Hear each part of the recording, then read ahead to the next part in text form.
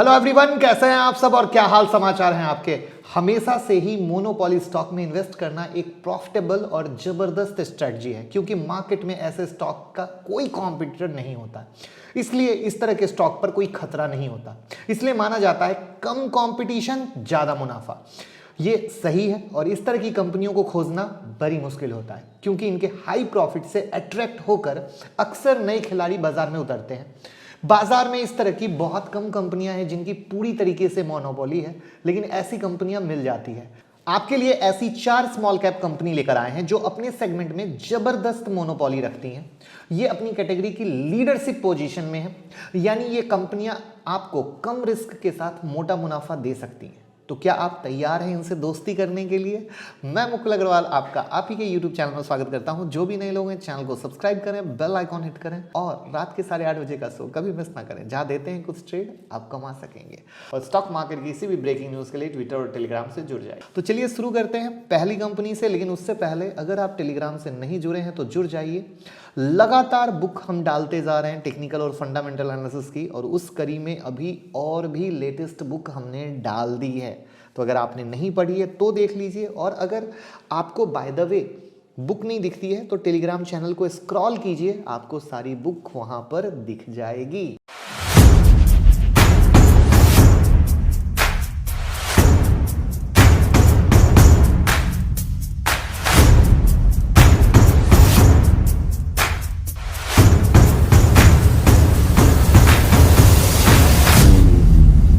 तो पहला नाम है नॉसिल, भारत की सबसे बड़ी रबर केमिकल बनाने वाली कंपनी। 40% की हिस्सेदारी है। दुनिया की कुछ ऐसी कंपनियों में से है जिसके प्रोडक्ट पोर्टफोलियो में 22 रबर केमिकल है। दुनिया भर के 40 से ज्यादा रबर बनाने वाली कंपनियों के साथ कंपनी के रिलेशन है और यह संबंध 40 साल से कायम है। कंपनी के क्लाइंट लिस्ट में अपोलो, एमआरएफ, जेके, फिएट, सीएट, ब्रिजस्टोन, योकोहामा, सुमितो बड़े बड़े नाम हैं। कंपनी की 2 मैन्युफैक्चरिंग यूनिट है, नवी मुंबई, दाहेज। इनके रेवेन्यू ब्रेकअप की बात करें तो आप यहां पे पाओगे कि रेवेन्यू ब्रेकअप में एक्सीलरेटर से 45% का, एंटीऑक्सीडेंट से 45% का और अदर स्पेशलाइज्ड प्रोडक्ट से 10% का आता है। कुछ एक्सपर्ट्स का यह भी कहना है कि आगे कंपनी को ग्लोबल प्लेयर के चाइना +1 का भी फायदा मिलने वाला है। यहां पर इनके नेट इनकम देखोगे तो 2020 और 2021 में गिरावट आपको दिखी है। वहीं पर अगर इनके डेट पे जाओगे तो 5.89 करोड़ का डेट और फ्री कैश फ्लो 67 करोड़ का, यानी ऑलमोस्ट डेट फ्री कंपनी में काउंट होती है। इंडस्ट्री पीई देखोगे तो 28.6 है और इनका पीई 27.5 है, यानी मोटा मोटा जो इंडस्ट्री का पी है वही डिमांड पे चल रहे हैं। ROCE 8.59% और ROE 7.07% का है। तो इस तरीके से आपने पहली कंपनी को जाना जो मोनोपोली हैंडल कर रहे हैं।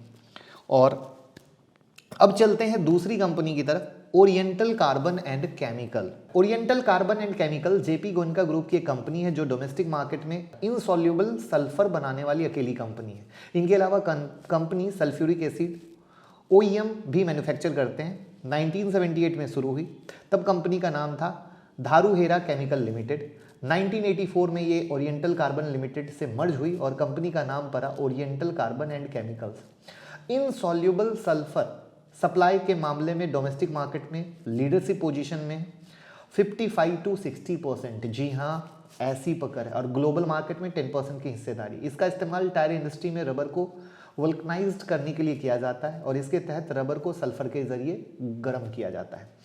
टायर बनाने वाली लगभग सारी बड़ी कंपनियां जैसे कॉन्टिनेंटल एजी, गुडियर, ब्रिजस्टोन, कुमो टायर्स, अपोलो टायर्स, जेके टायर्स, एमआरएफ, सीएट इनके कस्टमर हैं।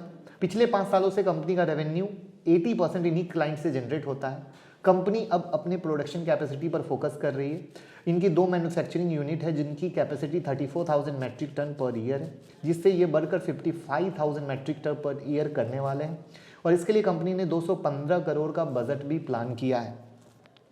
वहां पर अगर इनके रेवेन्यू ब्रेकअप पे देखोगे, केमिकल से 87.6%, इंजीनियरिंग प्रोडक्ट से 12.6% का रेवेन्यू आता है। यहाँ पर नेट इनकम देखो साल दर साल मोटा मोटा एक जैसा है, कोई बहुत बड़ी तेज़ी नहीं, बहुत मंदी नहीं, अपना नेट इनकम जो है वो मोटा मोटा एक जैसा चल रहा है।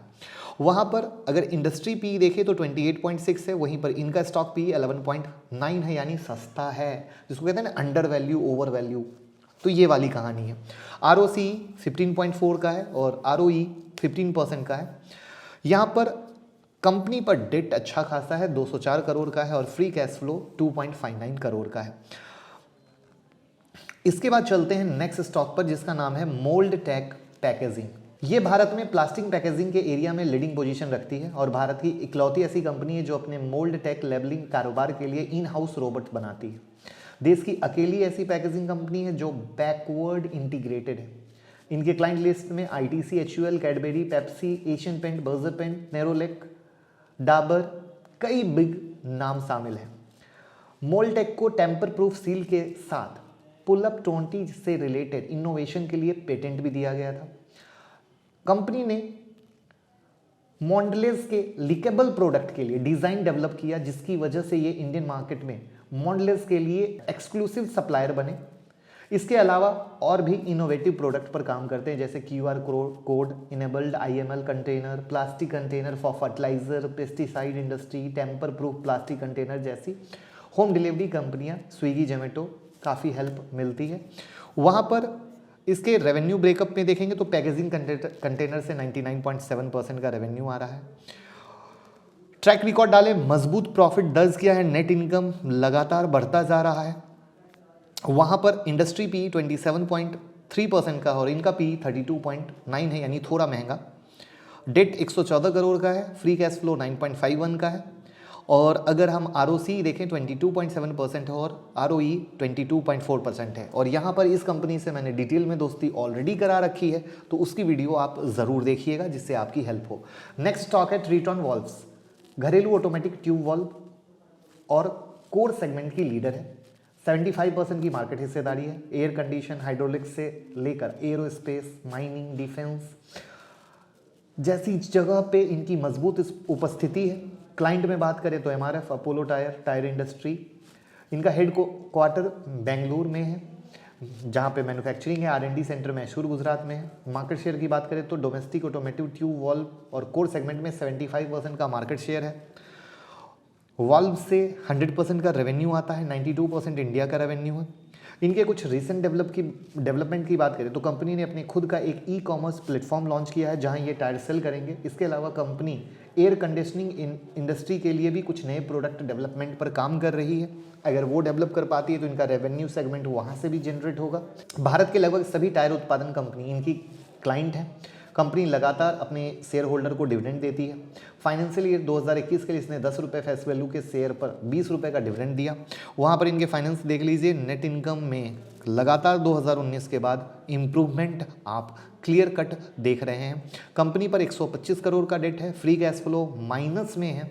स्मॉल कैप कंपनियों के साथ ऐसा होता है, जो ऑलरेडी कहानी चलती है, क्योंकि ये अपने ग्रोथ पर काम करते हैं। वहाँ पर ROC 8.69% और ROE 9.51% का है। यानी कंपनी का अगर मेन मुद्दा कहा जाए तो कर्ज है, जिसके चलते इनका डेट टू इक्विटी रेशियो 1 के ऊपर चला गया है। अब फाइनेंशियल ईयर 2021 में 15 करोड़ का निवेश करेंगी।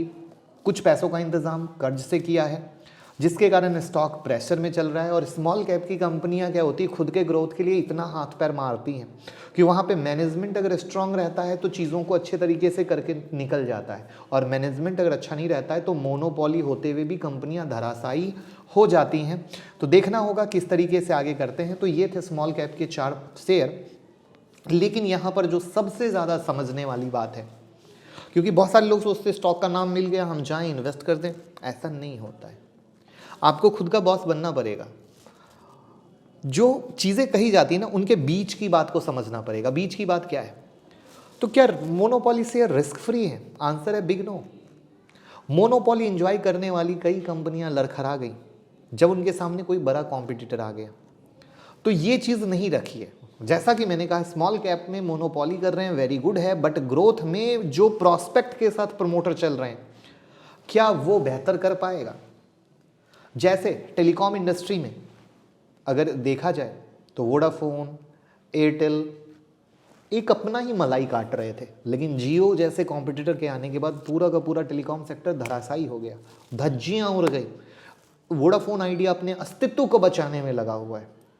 तो ये चीज़ होती है कि जब हम इन्वेस्ट करते हैं तो हम हर एक चीज़ को देखते हैं, बिजनेस मॉडल, उसके रिस्क मैनेजमेंट, कंपनी किस तरीके से ग्रोथ कर रही है, क्या वो जो सोच रही है सही तरीके से एग्जीक्यूट कर भी पा रही है या नहीं। कर्ज के पैसे तो ले लिए, हर इंसान नॉर्मल बिजनेसमैन भी कर्ज लेता है कि अपने बिजनेस को डेवलप कर सके, बट एग्जीक्यूशन कैसा है, ऑर्डर बुक है कि नहीं है। तो ये वो सारी चीज़ें जहां हमें लगता है कि स्मॉल कैप के साथ एक जुड़ जाती है, जो हमें ध्यान रखनी चाहिए और उनको ध्यान में रखते हुए फिर प्लान करना चाहिए। डीमेट और ट्रेडिंग अकाउंट का लिंक डिस्क्रिप्शन में है।